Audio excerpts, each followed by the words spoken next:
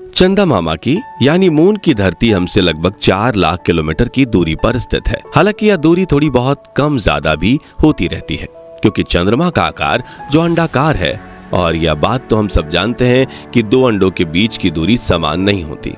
साथियों, सोचने वाली बात तो यह है कि अमेरिका को चांद तक पहुंचने में लगे थे सिर्फ 4 दिन। उतने ही समय में चांद पर पहुंचा था रशिया, और चीन ने भी सिर्फ 5 दिन में ही की थी चांद पर फतेह। तो फिर भारत को चांद पर पहुंचने में क्यों लगेंगे 42 दिन? दोस्तों, 14 जुलाई 2023 के दिन चंद्रयान 3 आंध्र प्रदेश के श्रीहरिकोटा में स्थित सतीश धवन स्पेस सेंटर से चांद पर जीत पाने के सफर के लिए रवाना हो चुका है। और 42 दिनों के लंबे सफर के बाद चंद्रयान 3 का विक्रम लैंडर चांद पर लैंडिंग करेगा। साथियों, चंद्रयान 3 को कैसे लॉन्च किया गया और इसका लक्ष्य क्या है, इस बारे में तो हमने पिछले वीडियोस में बात की है। लेकिन यहाँ सबसे जरूरी सवाल ये आता है कि अब अमेरिका और रशिया को चांद पर पहुंचने में करीब 4 दिन लगे, तो चंद्रयान 3 को चांद की धरती पर पहुंचने में 42 दिन का समय क्यों? आखिर कैसे अमेरिका ने चांद तक 3,84,000 किलोमीटर की दूरी सिर्फ 4 दिन में तय की थी? आज हम इसी विषय पर बात करेंगे, तो वीडियो को अंत तक जरूर देखिएगा। आज से करीब 4 साल पहले इसरो ने चंद्रयान 2 मिशन को लॉन्च किया था।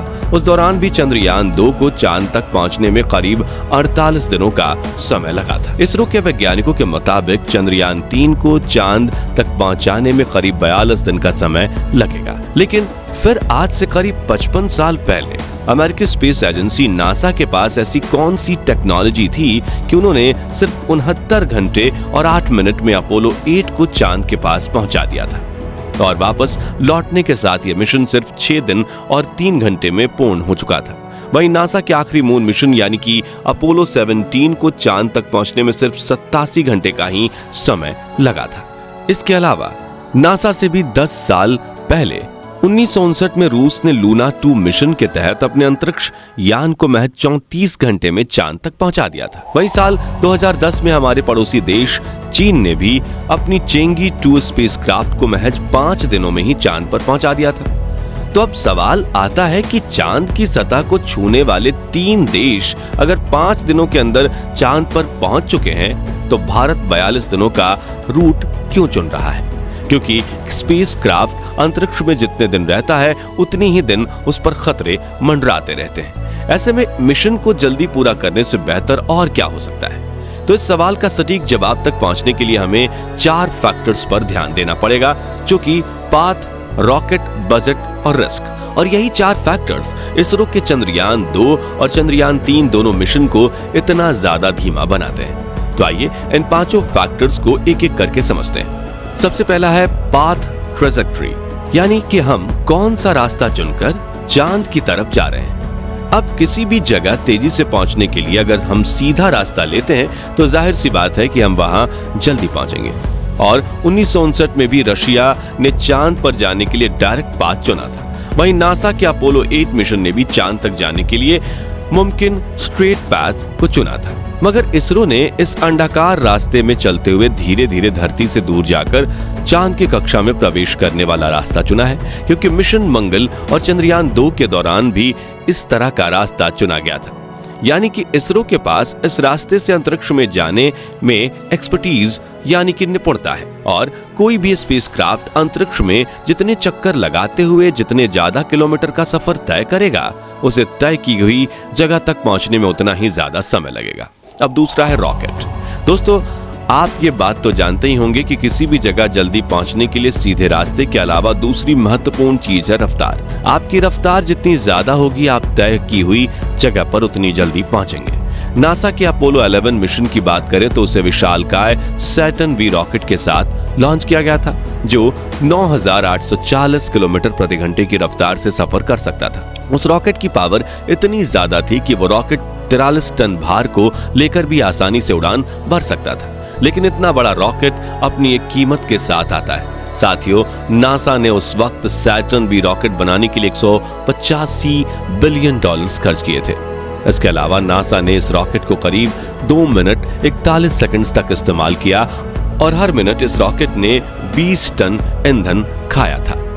मगर एक हाई स्पीड रॉकेट का इस्तेमाल करने में सिर्फ पैसा ही मुख्य भूमिका नहीं निभाता, बल्कि इसके जरिए चांद तक पहुंचने के बाद हमें अपने स्पेसक्राफ्ट की रफ्तार तो कम करनी ही होगी ताकि चांद पर अपनी गुरुत्वाकर्षण सीमा पकड़ सके। और अगर हमने ऐसा नहीं किया तो स्पेसक्राफ्ट चांद पर क्रैश लैंडिंग कर जाएगा, फिर चांद को पार करके अंतरिक्ष में दूर दराज निकल जाएगा। और इस स्पीड को कम करने के लिए चाहिए होता है एक एक्स्ट्रा इंजन, एक्स्ट्रा फ्यूल और काफी ज्यादा सावधानी, जिससे मिशन और ज्यादा मुश्किल हो जाएगा और रिस्क भी बढ़ जाएगा। साथियों, हमारी बात करें तो फिलहाल इसरो के पास सैटर्न 5 जैसा शक्तिशाली रॉकेट नहीं है जो कि स्पेसक्राफ्ट को सीधा चांद पर ले जाए, बल्कि हमारे पास LVM-3 यानी लॉन्च व्हीकल मार्क 3 है।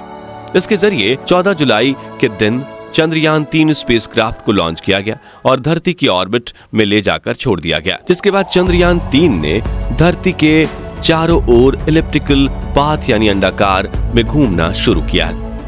अब इस राह में कुछ समय बाद क्रायोजेनिक इंजन को जलाकर इसकी राह को और ज्यादा अंडाकार बनाया जाएगा, जिससे एक मौके पर यह पृथ्वी की गुरुत्वाकर्षण सीमा को पार कर जाएगा, जिसके बाद इंजन चालू करके इसके चांद की कक्षा में भेजने का कार्य शुरू होगा, जहां गोल गोल घूमकर ये चांद के करीब पहुंचेगा और फिर इसका लैंडर चांद की सतह की ओर रवाना हो जाएगा। इस प्रक्रिया में भले ही दिन ज्यादा लगे, लेकिन कम शक्ति वाले रॉकेट से भी काम चल जाता है और ये रास्ता ज्यादा सुरक्षित भी प्रतीत होता है। अब तीसरे पॉइंट यानी कि बजट की बात करें तो नासा के अपोलो 11 मिशन में कुल $335 मिलियन यानी कि करीब 2900 करोड़ रुपया खर्च हुआ था, जिसमें अगर महंगाई जोड़ दी जाए तो 55 साल बाद आज के समय में इस प्रोजेक्ट की कॉस्ट $2 बिलियन के पार चली जाएगी। लेकिन चूंकि भारत मानव रहित स्पेसक्राफ्ट को चांद की सतह पर भेज रहा है, इसलिए हमने चांद के इस चंद्रयान मिशन 3 का बजट सिर्फ 600 करोड़ रुपए रखा है, क्योंकि इस बार हमें हर हाल में चांद पर सेफ लैंडिंग करनी है और यदि भविष्य में हम इंसानों को चांद पर भेजते हैं तो हम भी ज्यादा बजट और बड़े रॉकेट के साथ कम दिनों वाला रास्ता ही चुनेंगे। सबसे आखिरी पॉइंट है रिस्क। जब हम आपको चंद्रयान 3 का रूट समझा रहे थे तो आपके दिमाग में भी ये बात जरूर आई होगी कि अपने 42 दिनों के सफर में चंद्रयान 3 अपना ज्यादातर समय पृथ्वी और चांद के चक्कर लगाने में ही बिता रहा है, जबकि हमें चांद के धरातल पर जाना है, तो ये समय की बर्बादी हुई ना। तो हम यहाँ आपको बता दें कि ये तरीका सबसे सरल और कारगर है और इस तरीके को अपनाने में इसरो इतना निपुण है कि नासा भी इस बात पर हमारी वाहवाही करता है। अब अगर चंद्रयान 3 का लैंडर चांद पर सफलतापूर्वक लैंड कर जाता है तो दुनिया भर में हमारी स्पेस एजेंसी इसरो की कुशलता की तारीफें होंगी और हम भी अरबों रुपए के इंटरनेशनल स्पेस प्रोजेक्ट्स लेकर नासा की तरह तगड़ा पैसा कमाएंगे। इसलिए इस मिशन में हड़बड़ी करके इसरो जरा सी भी रिस्क नहीं लेना चाहता और चंद्रयान 3 को सही तरीके से सुरक्षित चांद तक पहुंचाने की कोशिश कर रहा है। अब बात करें 70 के दशक की तो उस वक्त दुनिया के सभी देश स्पेस में जाने की रेस में लगे हुए थे, क्योंकि उस वक्त ऐसा माना जाता था कि जिसने चांद पर फतेह हासिल कर ली वो देश दुनिया का सबसे शक्तिशाली देश कहलाएगा। इसलिए अमेरिका और रशिया ने काफी रिस्क लेकर जल्द से जल्द चांद पर पहुंचने की कोशिश की थी, लेकिन अभी के दौर में रिस्क नहीं बल्कि सटीकता की जरूरत है, क्योंकि भविष्य में जब हम चांद पर जाकर इंसानों की बस्ती बनाएंगे तो हर बार सफर के दौरान अंतरिक्ष यान में बैठे इंसानों की जान के रिस्क थोड़ी ही लेंगे और जिस स्पेस एजेंसी का मिशन ज्यादा सटीक साबित होगा पूरी दुनिया उसी पर भरोसा करेगी। आखिर में हम आपसे इतना कहना चाहेंगे कि दुर्घटना से देर भली होती है। भले ही चंद्रयान 3 का ये 42 दिनों का सफर हमें थोड़ा लंबा लगे, लेकिन इससे भारत के भविष्य में इतने लाभ हैं कि जिसकी हमने कल्पना भी नहीं की होगी। तो दोस्तों, क्या इसरो ने बजट में कटौती करके चांद तक पहुंचने के लिए 42 दिन का लंबा सफर चुनकर सही निर्णय लिया या नहीं?